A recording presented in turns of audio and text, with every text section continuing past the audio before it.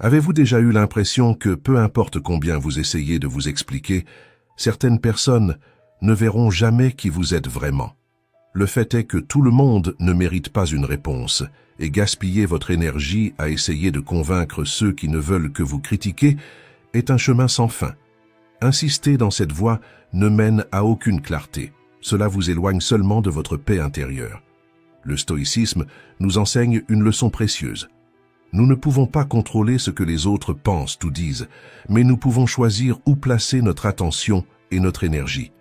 Et quand vous comprenez cela, vous commencez à réaliser que le silence et la fermeté valent plus que 1000 explications. Aujourd'hui, nous allons explorer comment cette philosophie peut transformer votre façon de réagir au manque de respect et vous apprendre à protéger ce qui est le plus précieux, votre tranquillité. Et avant d'aller plus loin, rappelez-vous, cette vidéo est arrivée jusqu'à vous parce que quelqu'un a cru en ce message et l'a partagé. Faites de même et aidez cette idée à atteindre plus de personnes. Commençons. 1. Reconnaître ceux qui méritent votre énergie. Vous êtes-vous déjà retrouvé à essayer d'expliquer quelque chose à quelqu'un qui, au fond, n'a jamais voulu comprendre? Vous avez consacré du temps, des efforts, cherché à être compris, mais tout ce que vous avez trouvé a été de la résistance et du désintérêt. Au final, il ne restait que de la fatigue et de la frustration. Et pourquoi? Parce que votre énergie a été gaspillée auprès de ceux qui n'étaient jamais prêts à la recevoir véritablement. Le besoin de se justifier auprès de ceux qui ne vous écoutent vraiment pas, c'est comme essayer de remplir un seau percé. Peu importe combien vous essayez, cela ne suffira jamais. Pensez à ce collègue de travail qui semble plus intéressé à prouver qu'il a raison qu'à résoudre un problème, ou à cet ami qui cache des critiques derrière des conseils, sans aucune intention sincère de soutenir. Insister dans ces situations ne renforce pas, cela épuise simplement votre force émotionnelle. Tout le monde n'est pas prêt à entendre ce que vous avez à dire. Certaines personnes sont tellement accrochées à leurs propres croyances que toute tentative de dialogue devient une bataille perdue. Le stoïcisme nous enseigne une leçon précieuse. Nous ne pouvons pas contrôler les attitudes des autres, mais nous pouvons et devons choisir où concentrer notre attention. Comme l'a dit Épictète, la première et la plus importante décision que nous prenons est celle de l'endroit où nous dirigeons notre énergie. Apprendre à renoncer à certaines batailles n'est pas un signe d'abandon, mais d'intelligence émotionnelle. Choisir où investir votre énergie est un acte de respect envers soi-même. Imaginez une partie d'échecs. Il n'est pas nécessaire de déplacer toutes les pièces en même temps. Parfois, le coup le plus sage est d'attendre, d'observer et d'avancer avec stratégie. Insister pour vous expliquer à ceux qui ne veulent pas écouter est simplement une perte de vitalité. Et le coût de cette insistance est élevé. Tenter de convaincre ceux qui ne sont pas ouverts au dialogue ne consomme pas seulement votre temps, mais ronge votre paix intérieure. Combien de fois êtes-vous sorti d'une conversation en vous sentant épuisé? Ce stress émotionnel est un signe clair que votre énergie est mal orientée. Comme l'a dit Lewis, ne perdez pas de mots avec ceux qui méritent votre silence.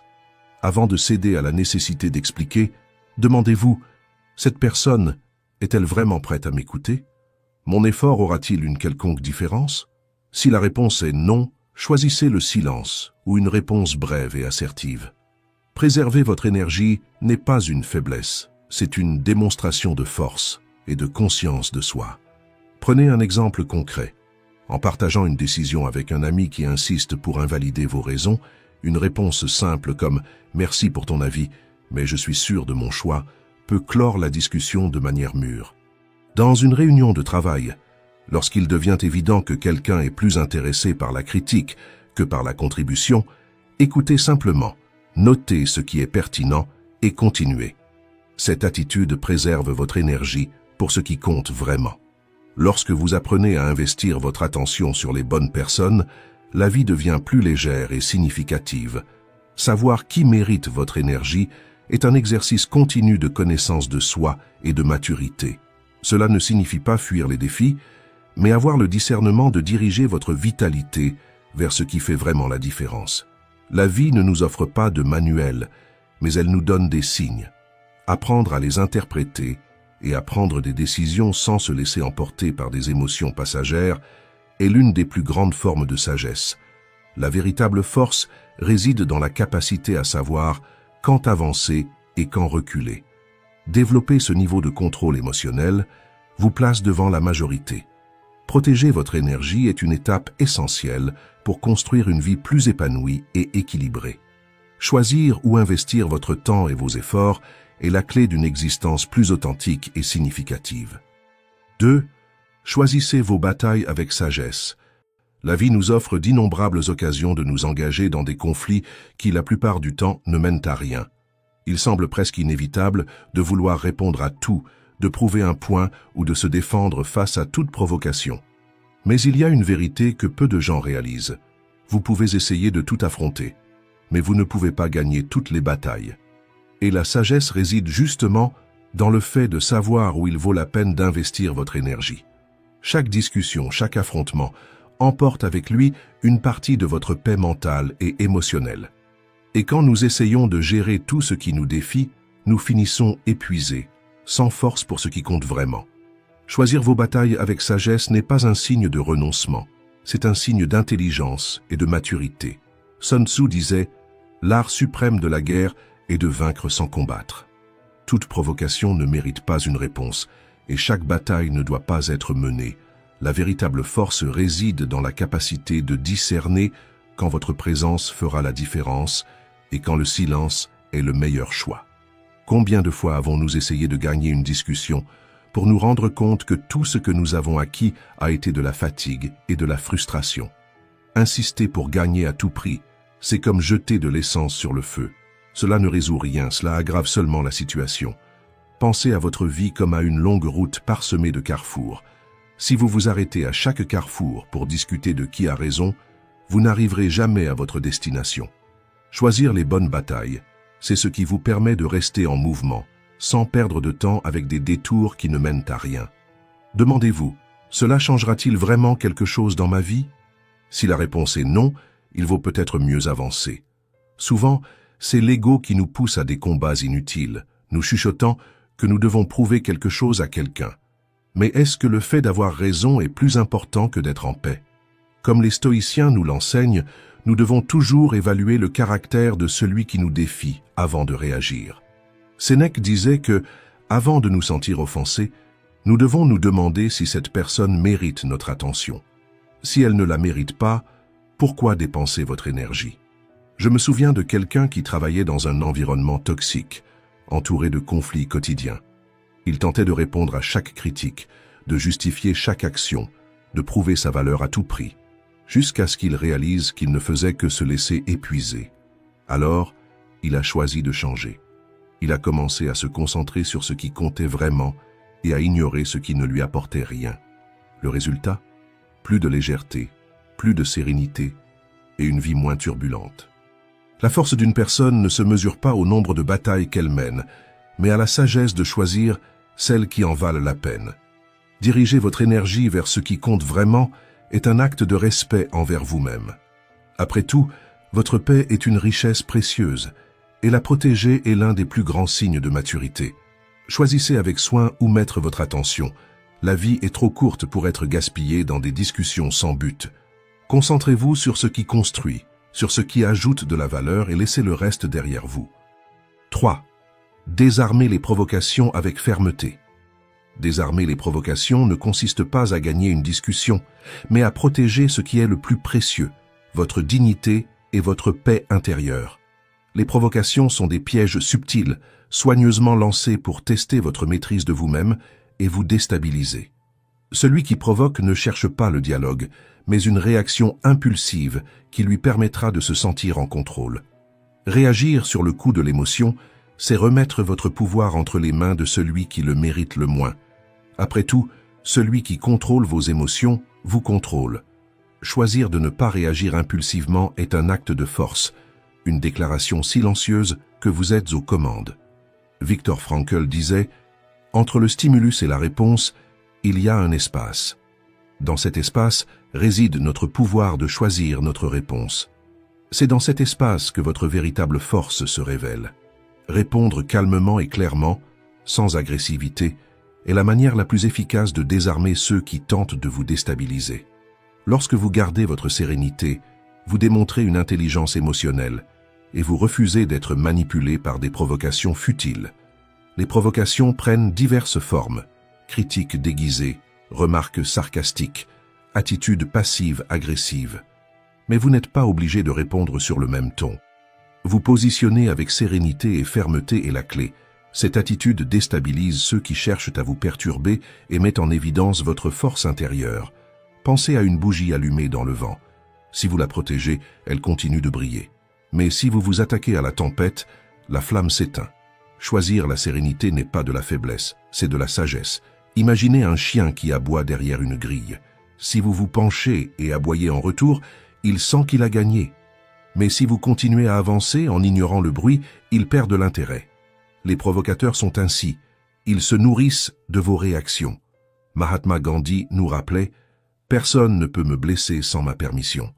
Lorsque vous comprenez cela, vous réalisez que votre paix vaut bien plus que toute provocation.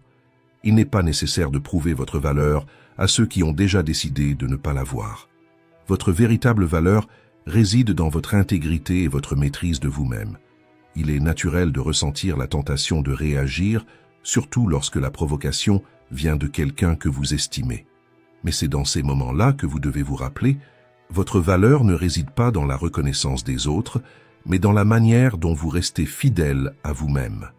Ce qui définit réellement votre valeur, ce ne sont pas les paroles ou actions des autres, mais votre capacité à agir avec sagesse et à maintenir votre engagement envers vos principes.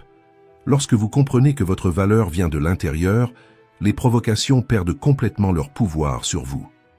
Prendre une grande inspiration avant de répondre est un outil puissant. Ce simple geste crée un espace pour une réponse consciente, vous empêchant d'être emporté par l'émotion du moment. Une réponse ferme et neutre peut être quelque chose comme « Je comprends votre point de vue, mais je ne vais pas suivre cette voie » ou « Je respecte votre opinion, mais je ne suis pas d'accord ». Être bref et direct évite que la conversation ne se prolonge inutilement. Les provocations sont des tests pour votre intelligence émotionnelle. Celui qui provoque est rarement intéressé à résoudre des conflits. Il cherche seulement à nourrir son propre ego. La meilleure façon de les frustrer est de ne pas entrer dans leur jeu. Être ferme ne signifie pas être agressif. Cela signifie protéger votre paix et montrer clairement que vous ne serez pas intimidé. La véritable force réside dans le fait de sortir des situations difficiles avec votre dignité intacte. Choisir vos batailles avec sagesse est essentiel. Chaque discussion ne mérite pas votre temps et votre énergie. Savoir quand se retirer est un signe de maturité et de connaissance de soi. Et à la fin, votre paix sera toujours votre plus grande victoire. 4. Le silence comme réponse puissante. Combien de fois ressentons-nous le besoin de nous justifier, d'expliquer nos raisons et de nous assurer que nous soyons entendus? Mais, au milieu de cet élan, nous oublions que le silence peut être la réponse la plus puissante que nous ayons. Il n'est pas une faiblesse, ni une fuite, c'est une stratégie de force qui préserve notre paix et nous maintient en contrôle. Choisir le silence, c'est comme lâcher la corde dans un jeu de tir à la corde. Sans résistance, le conflit perd sa force, se dissout et disparaît. Lorsque nous choisissons de nous taire, nous ne sommes pas en train d'abandonner. Nous démontrons de la maturité et du contrôle de soi. Nous envoyons un message clair. Nous ne gaspillerons pas notre énergie dans des provocations qui ne mènent nulle part. Le besoin d'avoir toujours le dernier mot, de répliquer, de répondre, naît souvent d'une insécurité silencieuse en nous. Le véritable pouvoir, cependant, réside dans le fait de reconnaître que tout ne mérite pas une réponse. Comme le disait Léonard de Vinci, rien ne renforce davantage l'autorité que le silence. Mais ne vous y trompez pas, le silence n'est pas passivité. C'est une décision consciente, une preuve de confiance inébranlable. C'est comme un joueur d'échecs qui, d'un regard attentif, attend patiemment le moment propice pour agir. En choisissant le silence, vous ne négligez pas la situation. Vous protégez votre énergie, votre dignité et votre objectif. Pensez à un incendie. L'oxygène est ce qui maintient les flammes vivantes. Vos paroles sont cet oxygène. Lorsque vous vous taisez, vous retirez le carburant du conflit et il s'éteint de lui-même. Et si quelqu'un tente de vous provoquer? Imaginez que cette personne essaie d'ouvrir une porte fermée à clé. Plus elle insiste, plus elle se rend compte qu'elle ne pourra pas entrer. Votre fermeté à maintenir la porte fermée envoie un message puissant. Vous n'êtes pas facilement manipulé. Pratiquer le silence conscient n'est pas se soustraire, mais s'accorder l'espace nécessaire pour réfléchir avant de réagir. La prochaine fois que vous ressentirez l'élan de répondre, essayez une pause. Respirez profondément. Comptez jusqu'à 10. Vous verrez à quel point ce petit geste peut transformer complètement la situation. Socrate disait « Parle pour que je te connaisse, tais-toi pour que je t'admire ». Le silence ne protège pas seulement votre paix, mais impose le respect. Souvent, il est la meilleure réponse pour ceux qui testent vos limites. Choisir le silence est un acte de force et de sagesse. Il évite les regrets, conserve votre énergie et renforce vos principes. Après tout, votre paix intérieure est une richesse trop précieuse pour être gaspillée dans des batailles qui ne valent pas la peine. 5. Construisez des limites claires. Vous enseignez aux autres comment vous souhaitez être traités. Si les gens franchissent vos limites, c'est peut-être parce qu'ils n'ont jamais su où ils se situaient. Tolérer de petites transgressions, comme des blagues blessantes ou des commentaires irrespectueux, semble inoffensif au début, mais avec le temps, ces concessions rongent votre estime de soi et épuisent votre énergie, petit à petit. Établir des limites ne signifie pas éloigner les gens, mais leur montrer comment vous souhaitez être traité. Imaginez votre vie comme une maison. Si vous laissez les portes toujours ouvertes, n'importe qui peut entrer et sortir, sans considération pour votre espace ou vos sentiments. Définir des limites, c'est comme installer une clôture autour de ce qui est le plus précieux pour vous. Pas pour exclure, mais pour protéger. Les limites ne sont pas des murs qui isolent, ce sont des protections qui préservent votre paix, vos valeurs et votre dignité.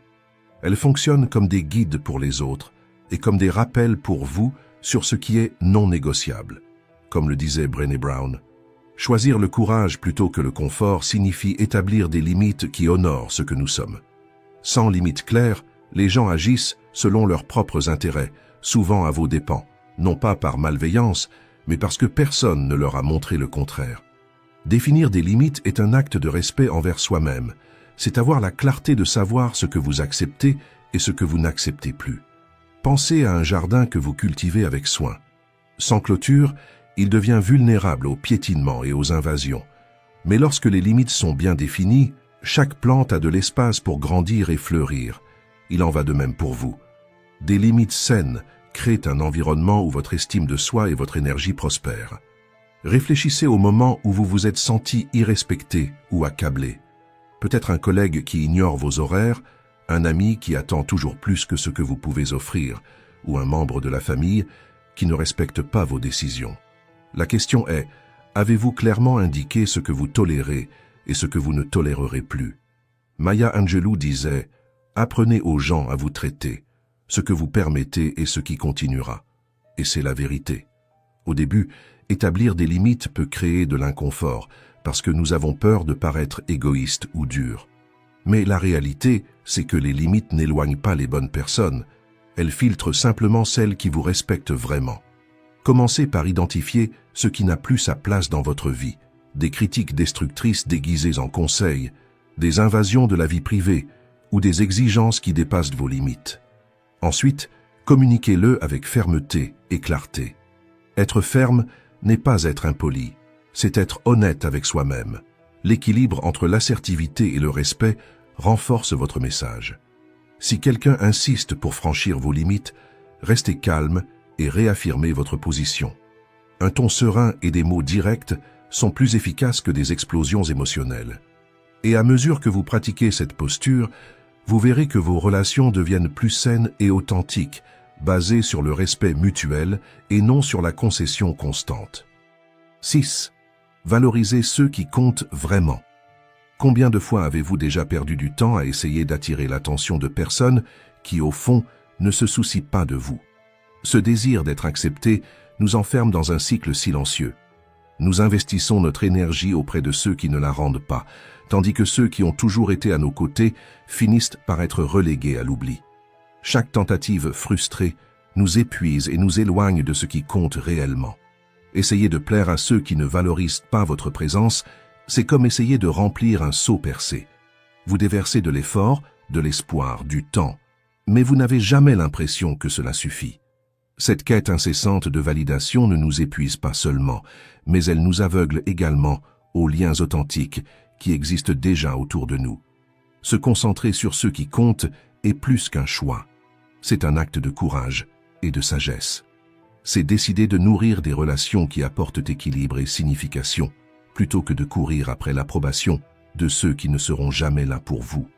Comme le disait Ralph Waldo Emerson, la seule façon d'avoir un ami, c'est d'en être un.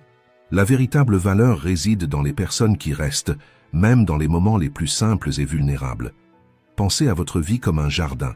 Si vous consacrez toute votre énergie à essayer de raviver une plante qui est déjà morte, vous finirez par négliger les fleurs qui peuvent encore éclore avec un peu de soin. Vous ne pouvez pas forcer quelqu'un à grandir à vos côtés, mais vous pouvez décider où planter vos graines et où diriger votre affection. Maintenant, réfléchissez. En qui avez-vous investi votre énergie? En des personnes qui épuisent votre force ou en celles qui vous inspirent et vous renforcent? La vie prend un nouveau sens lorsque nous apprenons à différencier ceux qui sont à nos côtés de ceux qui traversent simplement notre existence sans ajouter de valeur. Nos cercles sociaux façonnent qui nous sommes. Comme le disait Aristote, nous sommes la somme des personnes avec qui nous vivons. Vous ne pouvez pas contrôler le cœur des autres, mais vous pouvez décider qui mérite votre temps, votre attention et votre espace. S'entourer de personnes qui vous élèvent est un acte d'amour-propre et de respect pour votre parcours. Faites une pause et demandez-vous, qui sont les personnes qui vous font grandir et vous poussent à devenir la meilleure version de vous-même? Qui, en revanche, vous pèse et vous fait vous sentir petit? Priorisez ceux qui vous renforcent. Envoyez un message, remerciez-les, créez des moments. Et pour ceux qui n'apportent que du poids, établissez des limites avec fermeté et sérénité. Lorsque vous vous concentrez sur les bonnes relations, quelque chose de magique se produit. La vie devient plus légère, plus authentique, plus connectée. Choisir ceux qui méritent votre énergie, c'est en fin de compte choisir de vivre de manière plus épanouie, significative et heureuse. 7. Ne vous sentez pas offensé. Rien ne peut vous affecter sans votre permission. Tout au long de la vie, vous ferez face à des critiques, des jugements et des tentatives de déstabilisation, mais le poids de ces situations n'existe que si vous le permettez. Le stoïcisme nous enseigne que les paroles et les actions des autres n'ont pas de pouvoir sur nous, à moins que nous ne leur en donnions. Lorsque vous vous sentez offensé, vous donnez en réalité du crédit à quelque chose qui n'a pas besoin d'être vrai. L'opinion des autres ne définit pas qui vous êtes, car ce que les autres disent reflète plus d'eux-mêmes que de vous. Comme le disait Épictète, ce ne sont pas les choses qui nous perturbent, mais l'interprétation que nous en faisons. Souvent, ce sentiment d'être atteint naît du désir d'acceptation et de reconnaissance. Nous voulons être valorisés et, lorsque cela n'arrive pas, nous avons l'impression que notre valeur est en jeu. Mais la vérité, c'est que votre essence ne dépend de l'approbation de personne. Elle réside dans la force que vous trouvez en vous-même. Imaginez un château construit sur une base solide. Les vents peuvent souffler fort, mais il reste debout, inébranlable. Ainsi doit être votre posture face aux critiques, ferme, confiante et consciente de votre valeur. Le secret ne réside pas dans l'évitement des attaques, mais dans la certitude qu'elles n'ont pas le pouvoir de déstabiliser vos fondations. Face à une critique, arrêtez-vous un instant et demandez-vous, cela a-t-il vraiment un fondement ou reflète-t-il simplement les insécurités de l'autre? Comme le disait Viktor Frankl, entre le stimulus et la réponse, il y a un espace. Dans cet espace réside notre pouvoir de choisir notre réponse. Visualisez-vous comme un rocher au milieu d'une rivière. Le courant peut frapper, mais il ne vous déplace jamais. Vous pouvez reconnaître ce qui se passe autour de vous sans laisser cela vous atteindre. Ne prenez pas tout comme une vérité, car une grande partie de ce qui est dit n'est que du bruit. Construire cette résilience émotionnelle prend du temps, mais c'est libérateur. Les paroles des autres leur appartiennent, pas à vous. Vous ne pouvez pas empêcher les autres de parler, mais vous pouvez décider de ne pas être affecté. Comme le disait Bouddha, personne ne peut vous blesser sans votre consentement. Lorsque vous maîtrisez cette compétence, vous commencez à vivre avec plus de légèreté et de contrôle. Le monde continuera de tester votre patience, mais c'est à vous de décider de rester inébranlable. La véritable force ne réside pas dans l'évasion des défis, mais dans la capacité à rester ferme face à eux. 8. Cultivez l'autocontrôle. L'autocontrôle est la clé maîtresse d'une vie épanouie et équilibrée. Il ne s'agit pas seulement de réprimer les impulsions, mais de choisir avec sagesse, au lieu de se laisser emporter par les circonstances. C'est le fondement sur lequel toutes les autres vertus reposent, vous donnant le pouvoir d'agir avec intention et non par impulsion. Lorsque vous renforcez cette compétence, vous commencez à transformer des réactions automatiques en réponses conscientes, façonnant votre vie en fonction de vos valeurs et de vos objectifs. Mais la vérité est que peu de gens s'engagent à le cultiver. Dans un monde accéléré, nous sommes constamment mis à l'épreuve par la colère, la frustration et l'anxiété. Sans même nous en rendre compte, nous permettons à ces émotions de dicter nos choix, remettant le contrôle de notre vie à des facteurs externes. Le prix de cela? Des décisions hâtives, des regrets et une sensation constante d'être à la dérive. Imaginez que votre vie est une voiture sur une route sinueuse. Vous ne pouvez pas changer les courbes du chemin, mais vous pouvez tenir fermement le volant et ajuster votre direction. Sans autocontrôle, vous devenez simplement un passager, à la merci des hauts et des bas du voyage. Avec lui, vous prenez le contrôle, conduisant avec clarté et objectif, même face aux défis les plus difficiles. Pensez à une tasse remplie jusqu'au bord. Le moindre mouvement fait tout déborder. Maintenant, visualisez une tasse avec suffisamment d'espace. Elle bouge, mais sans gaspillage. L'autocontrôle nous donne cet espace intérieur, nous permettant d'affronter les défis de la vie sans nous laisser envahir par des émotions passagères. Viktor Frankl, survivant de l'Holocauste et psychiatre renommé, disait « Entre le stimulus et la réponse, il existe un espace. Dans cet espace réside notre pouvoir de choisir notre réponse, et dans notre réponse réside notre croissance et notre liberté. » Ce petit intervalle est ce qui distingue ceux qui vivent comme des prisonniers de leurs impulsions de ceux qui construisent une vie avec conscience et but. Celui qui apprend à faire une pause, à réfléchir et à agir avec intention devient un exemple de force et d'équilibre. Ces personnes ne gaspillent pas leur énergie avec des réactions précipitées, mais la canalisent vers ce qui compte vraiment, construire une vie authentique et significative. Investir dans l'autocontrôle, c'est investir dans votre liberté. Lorsque vous apprenez à maîtriser vos émotions, vous ne permettez pas au chaos extérieur de déterminer qui vous êtes. Vous devenez l'architecte de votre propre destin, prenant des décisions qui reflètent vos valeurs et non les pressions du moment. La construction de l'autocontrôle commence par les petites décisions quotidiennes. Chaque fois que vous respirez profondément, au lieu d'exploser, chaque décision prise calmement au milieu du chaos renforce votre capacité à rester ferme face aux adversités. À la fin, celui qui maîtrise ses réactions conquiert le respect, l'admiration et, plus important encore, la paix intérieure. L'autocontrôle n'est pas de la répression, c'est de la direction. C'est l'art de canaliser votre énergie pour construire la vie que vous désirez réellement. Si ce contenu a résonné en vous, commentez, courage stoïque et merci d'avoir regardé.